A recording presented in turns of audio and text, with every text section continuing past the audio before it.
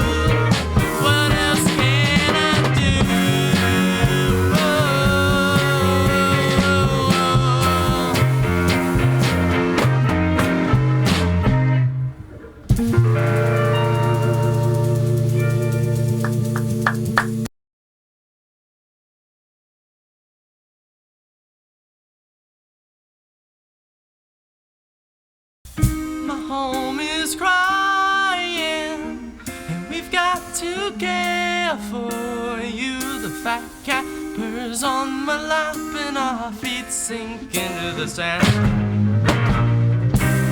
With the web attached, the cat tears in where we hold the facts. But if we pick up the slack, then the tide will bounce back.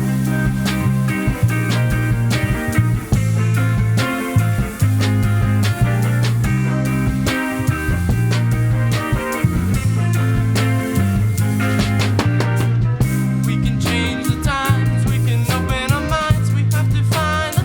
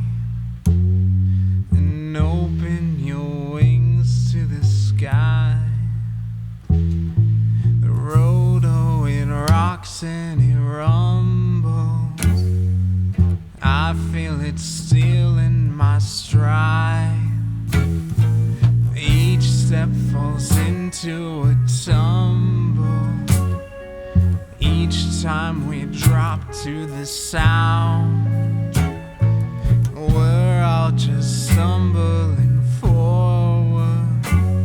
But maybe if I take your hand,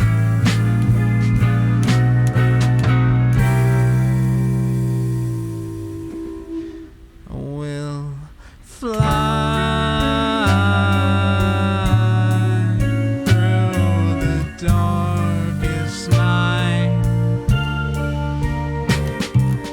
Fly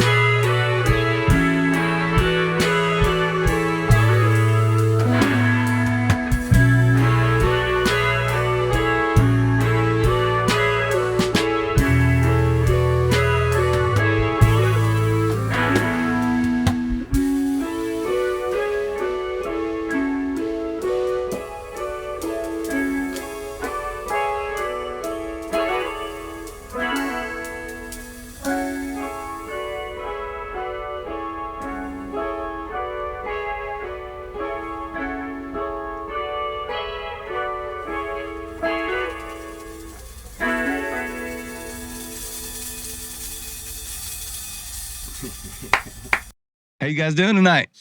Hello. How's things? Feeling We're doing great. great. You know, Drinking things. bourbon and playing music. Yeah. I mean, not a bad Monday, right? Not a bad Monday. Monday.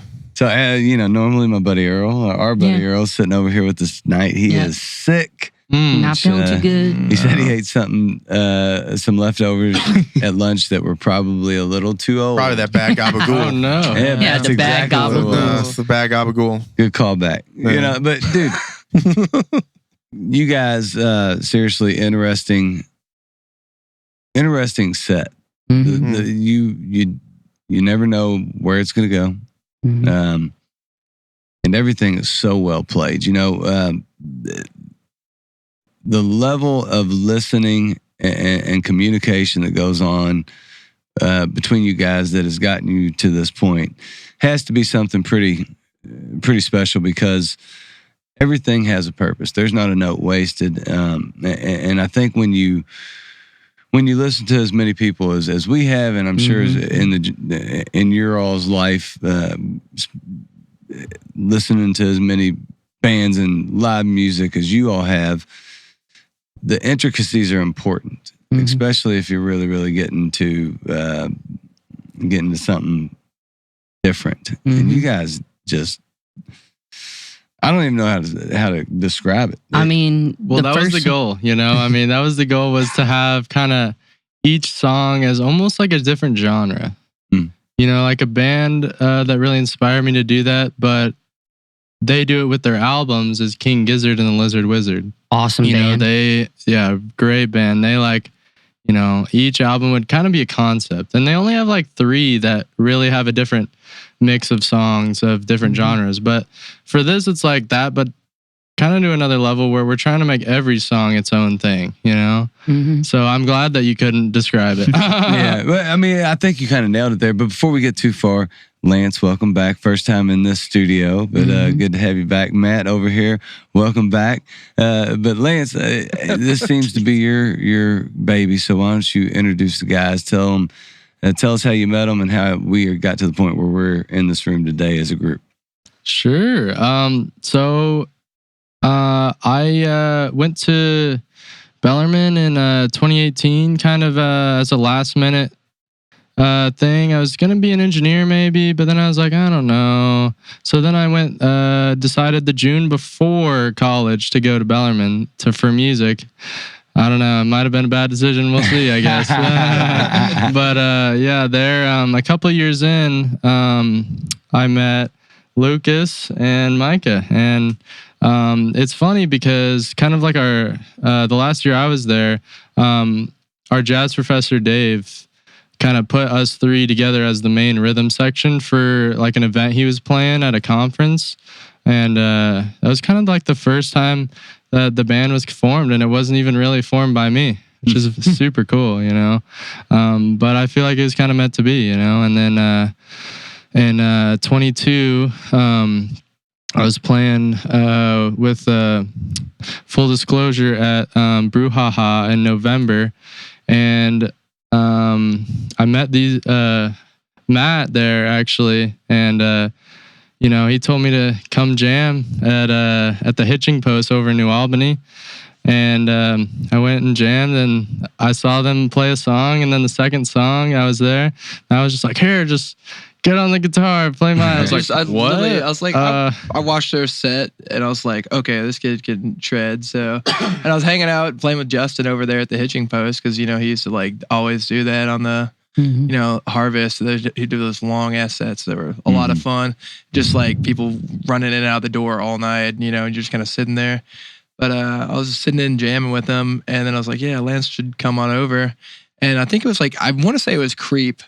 And I was just like, here, take it. I was like, I know you can do it. Like, there's no question in my mind. Just start shredding, come on. So, and then I think we started jamming from that point onward. And got in some weird spaces. I was like, wow, I've not really had this connection with somebody on guitar before. So it was like listening to each other a lot, and like sometimes like I've never had this before, but it was like, I couldn't tell what notes I was playing sometimes, just close your eyes and you're like, is that me or him, Yeah, I felt the same way. I was like, wait, what is going on here, dude? Yeah, it's when you came in with Fuzz, you guys, you were, the first thing I heard you play was a bass. Mhm. So to kind of get a different perspective of your playing, because it was like, yeah, he's a really good bass player. But then to watch you play, because the first, Fuzzy Pig, I got to see you play. And it was like, dude, Matt shreds too. Oh, yeah. So Oh, it's been cool to watch on my end, see you kind of do other things and know that you are the type of dude that would invite Lance. Hey, dude, I'm just playing with another person, but why don't you come and play instead of me for a song or two, or play with me? And I think at that festival, I think the first night, Friday night, you had mentioned something like that. Like, yeah, man, I want everybody to play. I want to play with everybody. I play. Just something about the community and that you guys would build. And another thing that was cool about all that, and I've talked about it since, was like, how interchangeable all those parts were between bands and how you guys overlap. And so it's cool to kind of meet you guys and kind of see another side of just the kind of wide open aspect of the music thing, because everything else you guys do is very, very good. It's awesome. It's fun. This is different. This is very like meticulous. It's thought out. There's note for note, and it's just what I was saying earlier. I don't want to get repetitive about that, but tying you guys in brings out something different, I think. So is that the way you felt when you brought these guys and Matt together? Did you think that this would spark some type of creative thing that would be a little bit different? Or how did the band form in 2022 officially when you and Matt started? Like, how did all that shape? I think after I graduated in the summer of 22, and I think that winter we played our first show in, I think, December with just us three, and actually the keyboard player for Elements of Sound, Jared. Okay. And I think that was his only show, just because he realized, he was about to go to music school and, stuff got busy for him. So then we were a three-piece for a good while, because Matt and I would get our playing together from playing with Elements. Yeah. But then eventually I kind of became more the guitar player for Elements, and Matt kind of focused more on his band. So then I started missing it more and more, So then I was like, dang, dude, I need to play with this dude more. So, I invited him to play, and he joined on, and I'm so thankful. So what about for you guys when all this was starting to form? How did it change? Did aspects of this change when, like, could you see a difference? Y'all played with Lance before. Could you tell like something was brewing, something was a little bit different when, not only with what he was maybe coming up with and kind of saying, hey, I got this idea, but once their brains started working together, did you all see something happening? Well, when I first met Lance, it was in a jazz ensemble, and we didn't really kind of stray too far out of there. But once we started playing together, I knew something was there, and it was brewing. It just, we didn't know when the coffee pot was ready to go off. And Lance and I, we started hanging out more and talking more, and I played on his senior recital with Jake. If you remember that. And we started hanging out, and Jake was kind of busy, and then me and Lance just kept talking. We're like, yeah, we should jam sometime. And that turned into multiple sessions. And then Micah got involved, and once the initial pieces came together and we started writing music for ourselves along with stuff that Lance had written, it was like, okay, something's happening here. And we just kind of grabbed onto the reins and just ran with it. And like you said before, our music being very, having a different vibe and arrangement, being meticulous. I definitely agree with that, because everything we do is isn't forced, but it has a purpose. Mhm. And it's kind of hard to explain it because most of the time it just happens and we go, oh, that was really cool. Or if Matt plays something, it's like, okay, now there's another level to it. Or now it has, that's an expression. And it's almost, I think of it as like we're talking to each other. Yeah. And then in a jazz, and me studying jazz and coming from that world, it means so much to talk. Yeah. Because especially when a soloist is playing, because it's a conversation up on stage for the true music lovers that are listening. Mm-hmm. And I think that's what we do is we talk a little bit, along with, sure, a song is a song, but if you really listen and pay attention to what we're doing on stage and how we communicate with each other, it's here. Yeah. It's with a guitar, it's with a bass, vocals. It's a conversation, and stuff is, sort of set, but we just kind of run with it. And I think that's what I love about it the most. Some bands, which there's nothing wrong with this, because it's some bands to run a solo and have a guitar solo, say, in particularly, just say, well, you just crank up the guitar. You just turn it to 11 and go, right? The difference in I think what you guys do and that, and like I said, nothing wrong with that. There's crank to 11 is good if you're looking for crank to 11, which at times we all are. We need it. But there's something particular about this because when you're built, say, Lance has a part, everybody else is making that part stand out with what they're doing. It's not singular. There's no singularity in the playing because everything else layers into what is going on with that. Absolutely. And then a switch over to, Matt take a little bit here, and then it builds in a different way to where it's just so, I don't want to say smart. I mean, it is smart, but it's just so, it layers and lays itself out in such a way that it's just so comforting. It's like it's perfectly done. When you mentioned, writing a song and having genres, I think you've written songs that have like crossover genres in a song because of the way that you all do some of those stops and starts sometimes and then bring back in other parts. And, there's some that might just go, all right, that sounds like a song from the 80s or blah, blah, blah. But I don't think that's necessarily the case with most of the stuff you guys do. I think it's so, it changes direction so much and has so many kind of callbacks and pieces of the stuff that you did earlier on, and then bring it. I don't know. I don't know what you call it, but it's badass. I mean, Thanks, man. I feel like you can really see just talking with you guys a little bit before, and three of y'all, going to Bellarmine for jazz, and then Matt just loving jazz. I mean, Matt just loves music. Matt and just everything. left Matt field. loves music and people. He was in the bullpen and the manager came out and was like, all right, it's time to go. You guys need a dirty hippie? Matt's the closer if we'll get bored on stage. Just let him go for 20 minutes. I saw pictures of Matt as a normal person a while back, I guess. I was like, holy shit, dude. Who is I've come that a long way. clean-faced little fella? Then all of a sudden, it's the guy I know eventually.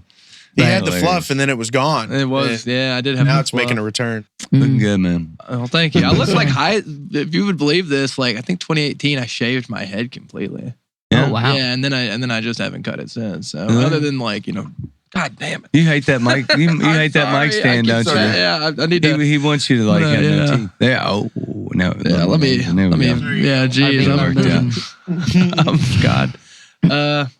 What were we talking about? Oh, me looking like Heisenberg. Yeah. Say my name. Yeah. Say my name. Say my name. Yeah. I was just saying, I can really tell that not only do you all take from the jazz aspect of things, because whenever you really do look at jazz, especially the greats like Coltrane and Mingus and just any of them, John Schofield, any of those guys, even though it is instrumental music, there is intent with the placement of the note. You know, there is definitely like, I have this point going through my brain and through my body right now. What is the perfect placement to express what I am feeling? Yes. And it is so meticulous, but yet so open and free based off of the individual. Like I was just watching a video with Michael Brecker trying to imitate different jazz artists. And it was so interesting because yes, he could sound like them, but it was so hard for him to sound exactly like that artist. It's Michael Brecker. He is going to play like him and only him because that is what he expresses. And you can definitely tell within this band that each of you all, with each of your all's backgrounds, definitely you all choose and have so much intent with what you're playing, but yet you give each other that room to talk and to create that conversation and to create the environment. You know what's funny? We're just talking about like the instrumentation too. We haven't even talked about lyricism or anything. Well, really. I mean, same thing. It's just you add, that's just the next level of layer that you add. The melody line and everything else on top of, because most of the stuff when I'm think about the stuff you guys make sound so cool, good. It's just it's almost like. So, all right, that's a good question. I just said I got a good question for you. That's interesting. So, when you all write, do you write lyrics last, first? I mean, how does it roll with you guys? Is it, we've got this crazy tune that's got all these things. I got to write some lyrics because this is too badass to like not mess with, or does it all come as one? How does that happen? I think it's happened different ways. I would say. I think sometimes Lance will have a piece, and you'll have like lyrics to it, or you'll have like a rhythm part. Right. Well, here let's go there in a second. Yeah. So, like when I'm first creating an idea, and I'm sure Micah has a different process too, right? So we'll go to him soon. But I think that the lyrics. Usually it's easier for me to write a song if I have the lyrics and I have the intent and the thesis kind of, like the claim I'm trying to make. I feel like if I start from there, it's a lot easier to finish the lyrics than if I start with a really cool instrumental. Then I'm like, oh, what words will be good with this? It just, I don't know. It just doesn't work very well when I go the other way like that. Do you think when you bring that together with a melody line that everything else kind of falls into place easier because you know the lane you want to take with the melody line compared to what you're doing with the guitar? Yeah, I think I agree with that. Just because I think the easiest part for me is once I get the lyrics, that's the toughest part. But then they kind of come with a melody almost. When I'm making it, and then that melody is really what drives everything else that I make, kind of. And I just kind of hear the chords behind it almost. So I'll be like singing it, and then I'm like, oh, it's here, yeah, nah, and then nah. So yeah, that's kind of how it falls for me most of the time. Lyrics, and then lyrics come with the melody, and then the chords are kind of just. That's the easiest part for me. I just kind of hear them, and then. What's the hardest part for you when you write a song? Lyrics. Lyrics. It's so hard, dude. Lyrics suck, dude. That's the hardest part for me too. But I'm Seriously. ass backwards from him. I always have the music. Not always. I think there's once or twice I've done it the other way around. But it's almost always music, and I'm like, You'll have like the full song before you have the. yeah, for sure. Right.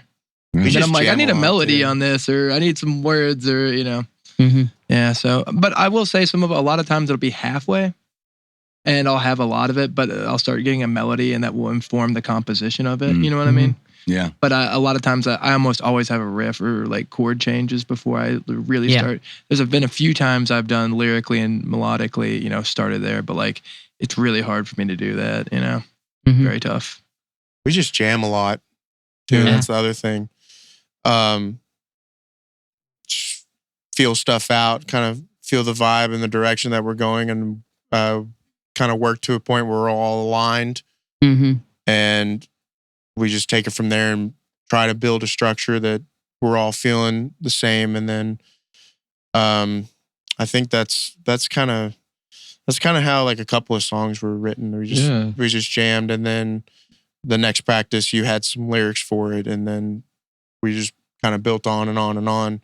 Right. But that's kind of how that's how we get our brains going, because we feel each other out. And if, we're feeling a certain way one practice, it's going to be different the next time we approach the song. And then from that point, it's another song, and then so on and so on. But I think creatively, we're just kind of open-minded that way, and all of the knowledge that we have, and the training that we have, and the musicality that we bring. We're not always like, this is staying the same. We're not changing this. We're very open-minded, unless like a certain thing's written in stone. Right. And like, this is the purpose of the song, then absolutely, like, it's going to stay. But that's kind of funny that you bring that up, because just the other day we were trying to finish the bass part for one of our songs. Actually, we didn't play it today, but one of our other songs. And Mike and I were kind of going back and forth on what we wanted for a certain part. So, it's kind of a collaboration, and it's hard, but I think we're finding the balance of, at least for me personally, like when to try and go get other people to do what I want them to do, to put it bluntly, but also to let them do what they want to do. So I'm trying to find that balance right now, And something like that. It also it did help once I understood your intent more specifically too. Cool. But that attitude, Micah, that's to make a band work, a band of personalities, which we all have our own strengths, weaknesses, things that get on our nerves, egos, those things.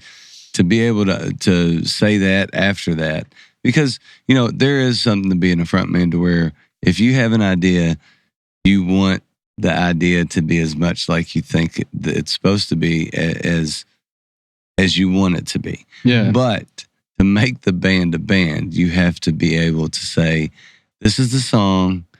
Let's play it and see what happens." What are you hearing? What do you hear on the bass? Because here's my part. What are you thinking? But to be able to go, well, it's kind of, this one part is kind of important. If you try this, what do you think about this thing? And you can come from a perspective where you go, okay, I get it. Which to me goes with being instructed. You've spent time and important time in your life, as most of you have, being instructed and being able to take instruction. And I don't know if a ton of people that don't take that training and go to school and do that are as easy to go, oh yeah, okay, I see what you're saying. I'm not going to fight you. It's not about ego. It's about making the song the best thing that we can make, So, and that's what makes a band a really, really tight knit band, And two, I've been writing with a friend of mine as of recently, and one really difficult thing is if you are that supporting member of a group, to where you are part of that idea, and you do have that direction, to where then all of a sudden it's like, oh, well, now we can go whatever direction. And it's hard to sometimes kind of narrow down exactly, because you could be feeling one way about a song, but you're like, man, I just don't know exactly what it needs, or I don't know exactly where I want it to go. Restrictions can breed creativity. Honestly, when you have a huge slab of marble, it's hard to understand what it could be. When you have some of it chiseled away already, and you maybe even self-imposed limitations, I find those to be great creative, I don't know, like a guidepost, or give you, or if it's way easier for me to write lyrics if I know the intent that somebody else, and I feel like I'm pretty good at that, at just jumping in. But if I am left to my own devices, blue sky thinking in my head, okay, here's a song, just write a lyric for this. So hard, so freaking hard for me.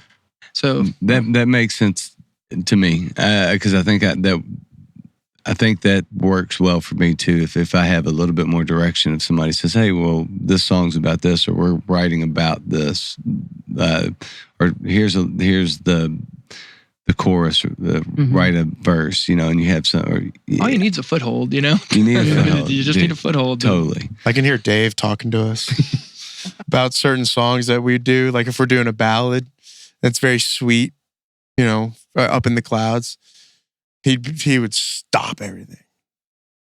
What's this song about? We're up in the clouds.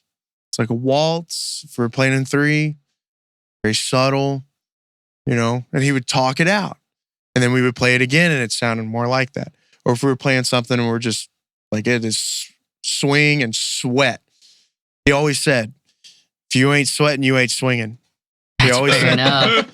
and it is so true, because when you play certain songs and you are just like in there and it is intentional, either fast paced or just right in the pocket, like you have to keep that the whole time. And I think that's so important about songs. Do you think that Dave was trying to teach you all how to feel what you were playing? Absolutely. Yeah. Absolutely. Just to preface for all the listeners, Dave Clark, the professor now at Bellarmine or is U it of U of L. L now. He's the director of the jazz department at U of L. Right on. Yeah, he was our go-to guy. He was. I'll preface this. I was in the Louisville Leopard Percussionists for, if anybody knows that, for 8 years with Diane Downs, from 2006 to 2014, I believe. I did it from being a little kid to going into high school. And the very first big gig that I ever played was with Dave Clark. He sat in and he actually wrote a couple of arrangements for us. And I didn't really see Dave again until I got to Bellarmine. And that's when for me, it was full circle. I was like, all right, I grew up doing this, and now it's like, okay, this is a serious passion of mine. I'm taking the time, and I'm learning from a guy that I've known in some way, shape, or form since I was a little kid. And I think that just made it more special for me. Dude, it definitely did for you, I'm sure. Yeah. But for Mr. Dave Clark, for 8 or 9 years after the day that he met you, for you to walk in and be like, "Hey, dude, I know exactly who you are. You're Dave Clark.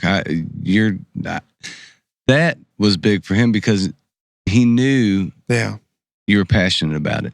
There were no games to be played. You've been doing it for 8 years. There was no gap. It did not take very long. The first couple of weeks. Dude, I promise you, it was real easy for him to invest in you and all you guys, because when you bleed and live, and Matt, if you went to the Bellarmine School of Music, he'd invested in you too, my man.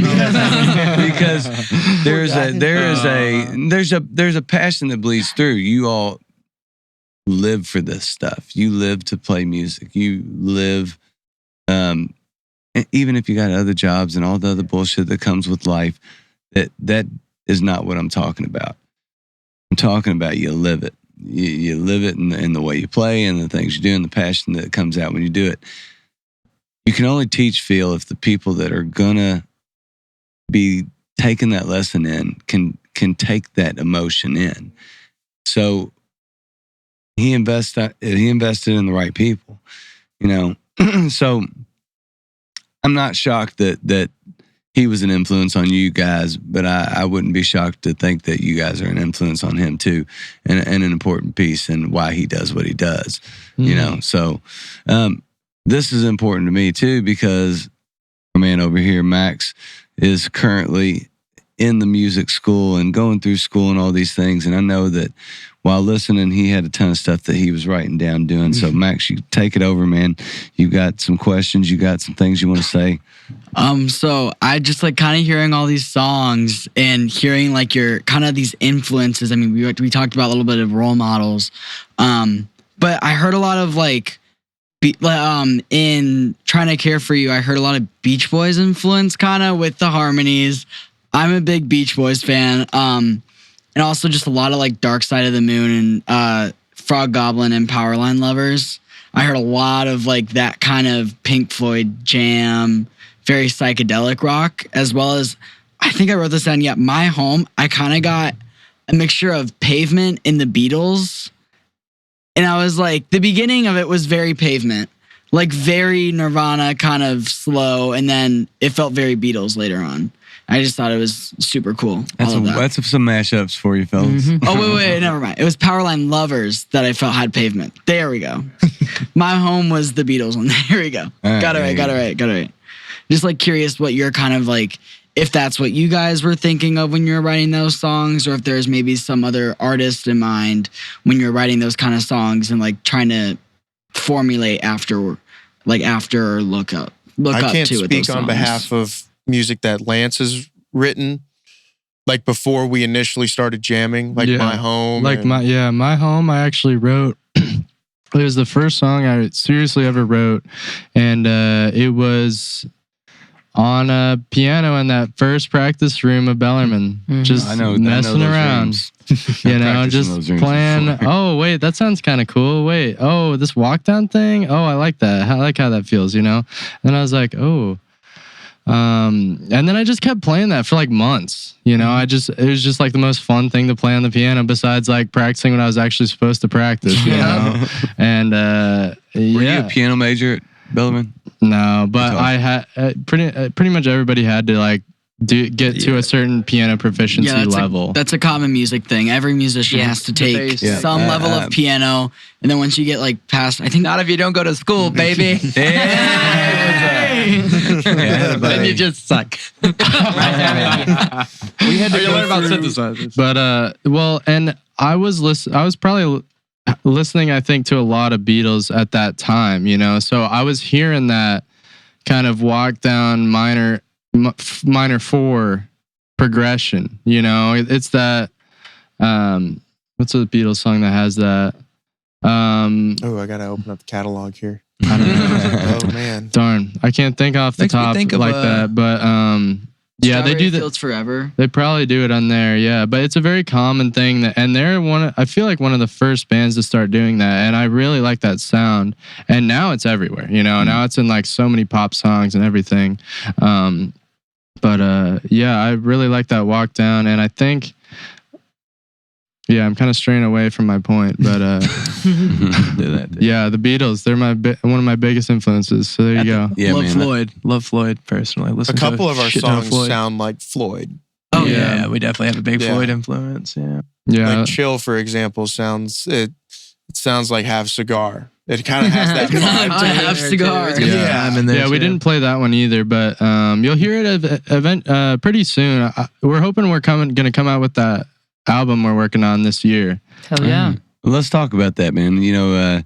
We're at the end of this thing, so we always want to know what's going on, what the future holds, what the big plans are. So tell us about the album. You want to what is you want to release? Are we recording right now? What's going on? Yep, we've got 9 songs. Shit, dude, you heard right 4 of them, and I'm so excited about it. It's what we've been writing ever since that first song I wrote, My Home, kind of. It's been kind of the next. There's a couple other ones in there, but I don't know. I kind of stopped pushing those. I don't know. I just wasn't feeling it. So we've narrowed it down to these 9. And we've got all the skeletons. We got the drums, bass, most of the guitars. And all I really have to do is put the vocals on top and then kind of mix it all together. And yeah, we'll have it. Are you recording it? I am, yeah. We're kind of doing it ourselves with a Behringer X32. Okay. Yeah. Good. Cool. So yeah. Yeah, man, those things are underrated. Mm-hmm. I know, right? Totally underrated, man. Not the best preamps, but other than that, they're amazing. Yeah, it's Behringer. They're gonna have their limitations, but for they're pretty damn good. Being able to do it, Yeah. to like record a whole band and make it sound pretty. It's like insane to like go into practice and like you guys want to record and literally just hit everything's mic'd up. You hit it and like, okay, that was a really good take of that. There, maybe that's the skeleton track for what we're putting on the album. Like that is a amazing feel. It's a good advantage to have. Yeah, and we're all wearing like headphones, so I've got like kind of one mix for all 4 of us. Mm-hmm. That's awesome. Some bands like to have mixes for every single person, but for me, I feel like that takes a little bit away from it, you know, because like really the whole thing is about the whole band. Like if you don't hear it's everything, almost like separation. yeah, like if you don't, 'cause if everyone has their preference, Yeah. and that stuff tends to create distance. right, Because you may be hearing something different to what I'm hearing, or Mike is hearing, or Matt's hearing. And that causes, like I said, separation. And that could also lead to, egos being bigger than the other, and tension and whatnot. So I think for us kind of listening on the same mix and the same level, we can be like, we can question something, and one of us can say, well, I was hearing a part like this. What are you hearing it like? Well, I was hearing it like this. And we just kind of pick apart like the importance of everything. Yeah. And then we decide, all right, this is worth it, collectively.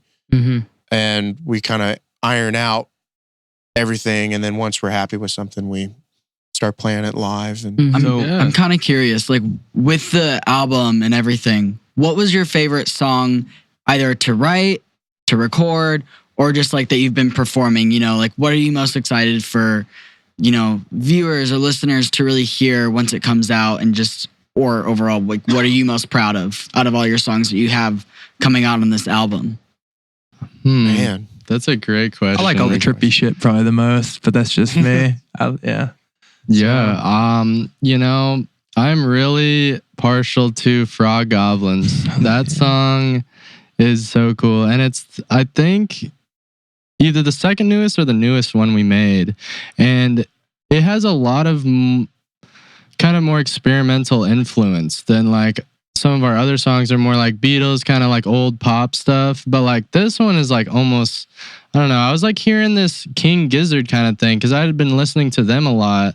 And they do a lot of playing a guitar melody and sing the same melody at the same time. Yeah. And that really caught my ear recently. So that's kind of what influenced that one. And then Lucas was like, oh, and then let's break it down into this 4/4. I'm like, whoa, dude. Hell yeah.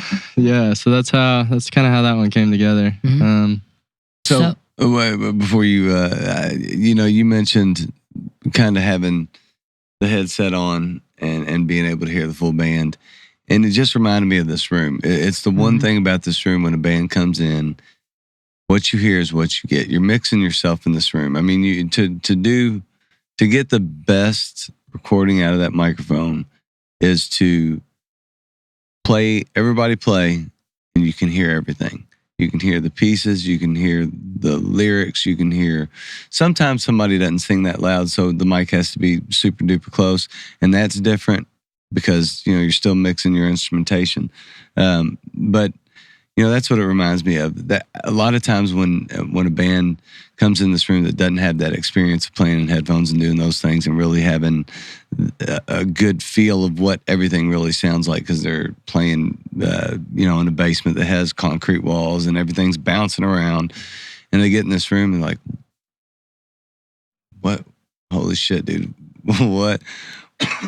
And then they start getting everything to settle. When stuff gets settled and everybody starts hearing each other, most of the time it feels like they leave here a little bit better of a band because of it. Yeah, and we've definitely had bands that have never even practiced like that. Like there are bands that'll come in here that are 4-5-piece bands, and they're just ripping the entire time during practice on stage, and then they come in here and then they're like, holy crap, we can actually tell what we're doing. Yeah. Like we can actually hear our own personal mix, but also still be in that unified mix as well. It was weird for Fuzz. Yeah, it was weird. Yeah. Sorry. No, go ahead. It was weird for Fuzz because we specifically practiced for being in here, and we hadn't practiced like that. And it was like, wow, this is really nice to just practice at a lower volume and just really be able to hear what's going. Because most of the time, if you've seen us, so I'm not allowed to put my arm up. It's okay. It's okay. So I showed you all my rip sticks up there and how they're just chewed to death. Yes. Because because that's how my drummer plays, the guy that I play with most of the time anyway. So thankfully I have those silent cymbals and it changed our life after practice. But he still kills the sticks because he tries to hit those things like, anyway. All right. So for our listeners, followers, people that are paying attention, they want to check you out and they want to find this album that's going to be released. I'm going to hold you guys to that. You got the bones together. It needs to, I'm not going to say set a date, but set a date, man. You're right. Because that's the only way it gets done. When you put pressure on yourself to go, all right, we got to get this done by a certain point, especially when the bones are there. I just think you guys are too good to not have something really out there. Agreed. Yeah. So for the people that are looking for that record and for everything else and all your shows, where can they find you guys? You can find us on Instagram at Eclectric Tunes. A little weird spelling, so it's electric and eclectic combined. There you go. Eclectric. That's the kind of thing behind it. And then so that's Instagram. That's what I mostly do personally. So, but we do have a Facebook page. I will try and use that more. And then we're on all the streaming services. We have YouTube videos actually already. Which I will say, check out Lance giving some guitar tutorials for beginners and other people. Check that out. It's been very cool to see. So keep doing that, man. I appreciate you saying that. I'm glad you saw those. Keep doing that. It's awesome. No, I will. And I think we're on Spotify, all the streaming services, and we do have Trying to Care for You out everywhere. So go listen to that one. Run it up to 1,000 if you can. That would be awesome. And then we'll have the rest of the album as soon as we can. So I'm looking forward to it. Coming soon. Yeah, we're working on it. We're gonna hold you to it, man. Feet to the fire. Feet to the fire. We need it out there for all the shows that we've done and all the people that have asked us. Like, we need more. We need more. And I keep assuring, it's coming. We're in the process of it. We're pretty much getting to the end of it. And I would say once we kind of put the bow on everything, it's ready to be delivered at that point. Yeah. So this year it's happening. I will say again, it's coming soon. Super excited, man. Speaking of putting a bow on something, Max, you have a song coming out. Where can people find that? Where can people find you? So I think by the time this will be out, my third single will be out. So Boulder should be out everywhere. But the album should be out in August, and that should have already been announced by this time. Maybe not. It's not. Surprise. But if you want to find me on socials, I'm usually at Max Donahue Music. The Donahue is DONOHUE. Sometimes people get that mixed up. Don't know Hugh. Don't know Hugh. Yes. And you can find me that on Twitter. and my regular one is just max.donahue on Instagram as well as TikTok. So if you guys want to find that there, once again, I'm also on all streaming platforms. I know that was a lot, so thank you for bearing with me on that one. Appreciate you, buddy. Spencer, where are you at, buddy? Just on Instagram, really. Just at spencer.corbin. Corbin is Corbin. But yes, I work on guitars, work on basses. I'm starting a really cool apprenticeship, working on woodwinds and horns, and all that cool stuff. So if you guys need anything there, also I play for Earl Bowman and for this dude right here. Every now and again. And every now and again. Play mighty well too. And yes, sir. And so if you just want to check up on whatever and need some stuff fixed, hit me up. All right, and follow Top Hill Recording Podcast on Spotify, on YouTube for sure. Subscribe and check us out on Instagram, all that other stuff. Eat it up, ladies and gentlemen. One click. We're also doing a lot of TikTok these days. Yeah. Man, Brad's all over it, so make sure you do that. Dude, And those videos look so good. The editing and everything, I'm amazed. You guys are doing great. Appreciate it, fellas. Appreciate it. Yes. We're trying, man. We're not getting paid enough. Man, it's hard making those videos because you don't get anything from them. You just got to keep doing them, Yeah. It's hard. And sometimes you get none, and sometimes you get a few hundred. And you're like, hey, whatever. Yeah. So Get none and then you get some. Get none. Write that down. That's a lyric. There we go. Yeah. As long as you get some sometime, then that's all you need, right? Sometimes you get none, sometimes you get some, sometimes you get some, sometimes. I like where you're going with that. Oh, that's all right, good. y'all. That's good. Appreciate you. Yeah. Thank you. Until next time. Absolutely. It was See a pleasure. you then. Deuces.